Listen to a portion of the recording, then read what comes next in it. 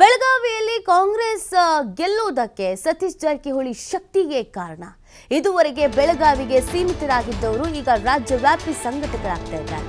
ರಾಜ್ಯವ್ಯಾಪಿ ತನ್ನದೇ ಟೀಮ್ ಅನ್ನ ಕಟ್ಕೊಂಡಿರುವಂತಹ ಸತೀಶ್ ಜಾರಕಿಹೊಳಿ ಪ್ರಗತಿಪರರ ಯುವಕರ ತಂಡವನ್ನ ಇಡೀ ರಾಜ್ಯವನ್ನ ವ್ಯಾಪಿಸುವಂತೆ ನೋಡ್ಕೊಳ್ತಾ ಇದ್ದಾರೆ. ಸತೀಶ್ ಜಾರಕಿಹೊಳಿ ಅವರ ಈ ತಂಡ ಎಲ್ಲಾ ಕಡೆ ಆಕ್ಟಿವ್ ಆಗಿದೆ. ಆ ತಂಡದ ಮೂಲಕವೇ ಪ್ರಗತಿಪರರ ಮನಸ್ಸುಗಳನ್ನ ಒಟ್ಟು ಮಾಡ್ತಾ ಇದ್ದಾರೆ ಸತೀಶ್.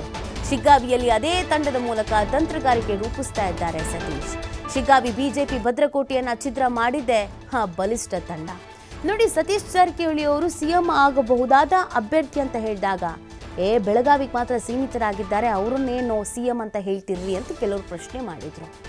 ಅದಕ್ಕೆ ಈಗ ಇಡೀ ರಾಜ್ಯದ ಜನತೆ ಶಿಗ್ಗಾವಿಲಿ ಬಿಜೆಪಿ ಸೋತು ಬಿಡ್ತಂತೆ, ಕಾಂಗ್ರೆಸ್ ಬಂದ್ಬಿಡ್ತಂತೆ ಹೆಂಗೆ ಅಂತ ನೋಡಕ್ ಹೋದಾಗ ಮುಂಚೂಣಿಗೆ ಬರ್ತಾ ಇರೋದೇ ಸತೀಶ್ ಜಾರಕಿಹೊಳಿ ಅವರ ಹೆಸರು.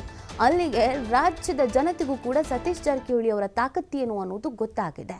ಇನ್ನು ಎಲ್ಲದಕ್ಕಿಂತ ಹೆಚ್ಚಾಗಿ ಸಿದ್ದರಾಮಯ್ಯನವರ ಶಿಷ್ಯ ಅಂತ ಕರೆಸ್ಕೊಳ್ತಾ ಇದ್ರು. ಸಿದ್ದರಾಮಯ್ಯನವರ ಗರಡಿಯಲ್ಲಿ ತಯಾರಾದವರು ಸತೀಶ್ ಜಾರಕಿಹೊಳಿ. ಸಿದ್ದರಾಮಯ್ಯನವರು ಏನು ಮಾಸ್ಟರ್ ಪ್ಲಾನ್ ಮಾಡ್ತಾರೋ, ಏನು ತಂತ್ರಗಾರಿಕೆ ಮಾಡ್ತಾರೋ ಅದನ್ನು ಬಹಳ ಚೆನ್ನಾಗಿ ಹತ್ತಿರದಿಂದ ನೋಡಿದವರು, ತಿಳಿದುಕೊಂಡವರು, ಬಲ್ಲವರು ಇದೇ ಸತೀಶ್ ಜಾರಕಿಹೊಳಿ. ಇದೀಗ ಗುರುಗಳಂತೆ ಶಿಷ್ಯನೂ ಕೂಡ ತಂತ್ರಗಾರಿಕೆಯಲ್ಲಿ ಹೆಸರಾಗ್ತಾ ಇದ್ದಾರೆ. ಇಲ್ಲಿವರೆಗೂ ಶಿಗ್ಗಾವಿ ಗೆಲುವಿಗೆ ಯಾವ ತಂತ್ರಗಾರಿಕೆ ವರ್ಕೌಟ್ ಆಯಿತು ಅನ್ನೋದನ್ನು ಬಾಯ್ ಬಿಡೋದಕ್ಕೆ ರೆಡಿ ಇಲ್ಲ ಸತೀಶ್ ಜಾರಕಿಹೊಳಿ. ಅದೊಂದು ಸೀಕ್ರೆಟ್ ರೀ, ಅದನ್ನು ಹೇಳಲ್ಲ, ಇನ್ನು ಯಾರಿಗೂ ಗೊತ್ತಿಲ್ಲ ಅನ್ನೋದನ್ನು ಅವರೇ ಹೇಳ್ತಾ ಇದ್ದಾರೆ. ಆದರೆ ಅವರ ಹಿಂದೆ ಶಕ್ತಿಯಾಗಿ ನಿಂತಿರೋದು ಒಂದು ಟೀಮು. ಸಕ್ರಿಯವಾಗಿ ಅವ್ರ ಜೊತೆಗೆ ನಿಂತ್ಕೊಳ್ತಾ ಇದ್ದಾರೆ. ಶಿಗ್ಗಾವಿ ಚುನಾವಣೆಗೆ 2 ತಿಂಗಳು ಮುಂಚಿತವಾಗಿ ಹೋಗಿದ್ರು ಸತೀಶ್ ಜಾರಕಿಹೊಳಿ. ಅಲ್ಲಿ ಬೀಡು ಬಿಟ್ಟಿದ್ರು. ಅಲ್ಲಿ ಏನು ಲೋಪದೋಷಗಳಿದೆ, ಯಾರನ್ನು ನಮ್ಮತ್ತ ಸೆಳ್ಕೊಳ್ಬೇಕು, ಯಾರನ್ನು ನಮ್ಮತ್ತ ಕರ್ಕೊಳ್ಬೇಕು ಅನ್ನೋದನ್ನು ಮಾಸ್ಟರ್ ಪ್ಲಾನ್ ಮಾಡಿದರು. ಶಿಗ್ಗಾವಿಯಲ್ಲಿ BJPಯಲ್ಲಿ 53 ಜನ ಆಕಾಂಕ್ಷಿಗಳಿದ್ರು. ಕೊನೆಯದಾಗಿ ಬಸವರಾಜ ಬೊಮ್ಮಾಯಿ ಅವರ ಪುತ್ರ ಭರತ್ಗೆ ಟಿಕೆಟ್ ಅನೌನ್ಸ್ ಮಾಡಿದ್ದು ಕೊನೆಯ ಹಂತದಲ್ಲಿ. ಆದರೆ ಸತೀಶ್ ಜಾರಕಿಹೊಳಿ ಹಂಗೆ ಮಾಡಲಿಲ್ಲ. ಹೆಸರು ಯಾರ್ದು ಅಂತ ಅನೌನ್ಸ್ ಮಾಡೋದಕ್ಕಿಂತ ಮುಂಚಿತವಾಗಿ ಸಂಘಟನೆ ಮಾಡೋದಕ್ಕೆ ತಯಾರಾದರು. ಅಲ್ಲೇ ಬೀಡು ಬಿಟ್ಟರು. ಅಲ್ಲಿರೋರನ್ನ ತಮ್ಮತ್ತ ಸೆಳ್ಕೊಳ್ಳುವ ಪ್ರಯತ್ನ ಮಾಡಿದ್ರು. BJPಯ ಅತಿಯಾದ ಆತ್ಮವಿಶ್ವಾಸ, ಗೆದ್ದೇ ಗೆಲ್ತೀವಿ ಬಿಡು, ನಮ್ಮದೇ ಭದ್ರಕೋಟೆ, ಯಾರು ಬರ್ತಾರೆ, ಏನಾಗುತ್ತೆ ಅಂತ ಓವರ್ ಕಾನ್ಫಿಡೆಂಟ್ನಲ್ಲಿ ಮಾಡಿದ್ದೆ ಅಲ್ಲಿ ಮುಗ್ಗರಿಸಿ ಬೀಳೋದಕ್ಕೂ ಕೂಡ ಪ್ರಮುಖ ಕಾರಣವಾಯಿತು. ಆದರೆ ಸಂಪೂರ್ಣ ರಾಜಕೀಯ ಲಾಭವನ್ನು ಹೇಗೆ ಪಡ್ಕೊಳ್ಬೇಕು ಅಂತ ಪ್ಲ್ಯಾನ್ ಮಾಡಿದ್ದು ಅಥವಾ ಪಡ್ಕೊಳ್ಳೋದ್ರಲ್ಲಿ ಗೆದ್ದಿದ್ದು ಇದೇ ಸತೀಶ್ ಜಾರಕಿಹೊಳಿ. ಈ ಮುಖಾಂತರವಾಗಿ ಸತೀಶ್ ಜಾರಕಿಹೊಳಿ BJP ನಾಯಕರಿಗೂ ಮಣ್ಣು ಮುಕ್ಕಿಸಿದ್ರು, ಕಾಂಗ್ರೆಸ್ನ ನಾಯಕರಿಗೂ ತಮ್ಮ ಶಕ್ತಿಯನ್ನು ತೋರಿಸಿದ್ರು. ಈ ಬಗ್ಗೆ ಮತ್ತಷ್ಟು ಮಾಹಿತಿಯನ್ನು ನೀಡ್ತಾರೆ ನಮ್ಮ ಪ್ರತಿನಿಧಿ ಶಿವು. ಸತೀಶ್ ಜಾರಕಿಹೊಳಿಯವರು ಈ ಹಿಂದೆಯಿಂದಲೂ ಕೂಡ ಚಾಣಕ್ಯ ಅನ್ನೋದು ಪ್ರತಿಯೊಬ್ಬರಿಗೂ ಗೊತ್ತಿತ್ತು. ಆದರೆ ಇತ್ತೀಚೆಗೆ ಎಲ್ಲೋ ಒಂದು ಕಡೆಯಲ್ಲಿ ತಾವಾಯಿತು, ತಮ್ಮ ಕೆಲಸ ಆಯಿತು, ಬೆಳಗಾವಿಯ ನಾಯಕತ್ವ ಆಯಿತು ಅಂತ ಸೀಮಿತವಾಗಿದ್ದವರು CM ರೇಸ್ನಲ್ಲೂ ಕೂಡ ಇವ್ರ ಹೆಸರು ಬರ್ತಾ ಇದ್ದ ಹಾಗೇನೆ ಇದೀಗ ಮತ್ತಷ್ಟು ಶಕ್ತಿ ಪ್ರದರ್ಶನ ಮಾಡಿ ವರ್ಕೌಟ್ ಆಗಿದ್ದಾರೆ.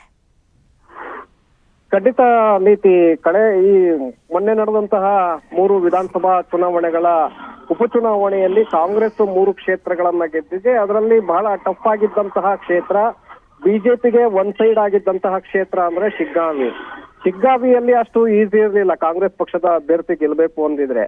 ಆದ್ರೆ ಅಲ್ಲಿ ಸತೀಶ್ ಜಾರಕಿಹೊಳಿ ಅವರು ಬಿಡಾರವನ್ನ ಹಾಕ್ತಾರೆ. ಅಲ್ಲಿ ತಮ್ಮ ಟೀಮ್ ಅನ್ನ ಮುಂದೆ ಇಟ್ಟುಕೊಂಡು ತಳಮಟ್ಟದಲ್ಲಿ ಪಕ್ಷವನ್ನ ಸಂಘಟನೆ ಮಾಡ್ತಾರೆ, ಕಾರ್ಯಕರ್ತರನ್ನ ಹುರಿದುಂಬಿಸ್ತಾರೆ. ಅವರ ಮೂಲಕ ಪ್ರತಿ ಮನೆಯನ್ನ ತಲುಪುವ ಮೂಲಕ ಕಾಂಗ್ರೆಸ್ ಪಕ್ಷದ ಅಭ್ಯರ್ಥಿಯನ್ನ ಗೆಲ್ಸ್ಕೊಳ್ಳೋದ್ರಲ್ಲಿ ಅವರು ಯಶಸ್ವಿಯಾಗಿದ್ದಾರೆ. ಯಾಕಂದ್ರೆ ಬೇರೆ ನಾಯಕರು ಈಶ್ವರ್ ಖಂಡ್ರೆ ಅವ್ರಿಗೂ ಕೂಡ ಅಲ್ಲಿ ಚುನಾವಣಾ ಉಸ್ತುವಾರಿಯನ್ನ ಕೊಡ್ಲಾಗಿತ್ತು.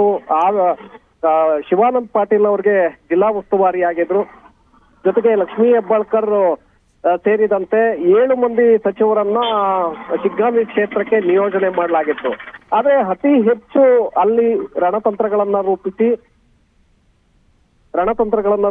ಅಭ್ಯರ್ಥಿಯನ್ನ ಗೆಲ್ಸ್ಕೊಂಡು ಬರೋದ್ರಲ್ಲಿ ಸತೀಶ್ ಜಾರಕಿಹೊಳಿ ಅವರ ಪಾತ್ರ ಮಹತ್ವದ್ದು. ಯಾಕಂದ್ರೆ ಬರೀ ಬೆಳಗಾವಿ ಜಿಲ್ಲೆಗಷ್ಟೇ ಅವರು ಸೀಮಿತ ಆಗಿದ್ರು. ಬೆಳಗಾವಿ ಜಿಲ್ಲೆಯಲ್ಲಿ 18 ವಿಧಾನಸಭಾ ಕ್ಷೇತ್ರಗಳು ಬರುತ್ತೆ, 2 ಲೋಕಸಭಾ ಕ್ಷೇತ್ರಗಳು ಬರುತ್ತೆ.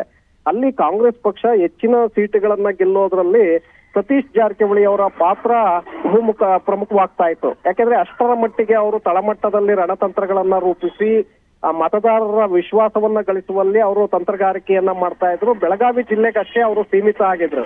ಆದ್ರೆ ಕಳೆದ ಆ ವಿಧಾನಸಭಾ ಚುನಾವಣೆಯ ನಂತರದಲ್ಲಿ ಅವರು ಇಡೀ ರಾಜ್ಯದ ನಾಯಕರಾಗೋಕೆ ಹೊಟ್ಟಿದ್ದಂತೆ ಕಾಣಿಸ್ತಾ ಇದೆ. ಹಾಗಾಗಿ ರಾಯಚೂರು ಇರ್ಬೋದು, ಬಳ್ಳಾರಿ ಇರ್ಬೋದು, ಅಲ್ಲೆಲ್ಲ ಕಡೆಗಳಲ್ಲೂ ಕೂಡ ಪಕ್ಷದ ಅಭ್ಯರ್ಥಿಗಳು ಗೆಲ್ಲೋದಕ್ಕೆ ಸತೀಶ್ ಜಾರಕಿಹೊಳಿ ಅವರ ಪಾತ್ರ ಪ್ರಮುಖವಾಗಿತ್ತು. ಯಾಕಂದ್ರೆ ರಾಯಚೂರು ಕೂಡ ಅಷ್ಟು ಈಸಿ ಇರಲಿಲ್ಲ ಕಳೆದ ಲೋಕಸಭಾ ಚುನಾವಣೆಯಲ್ಲಿ.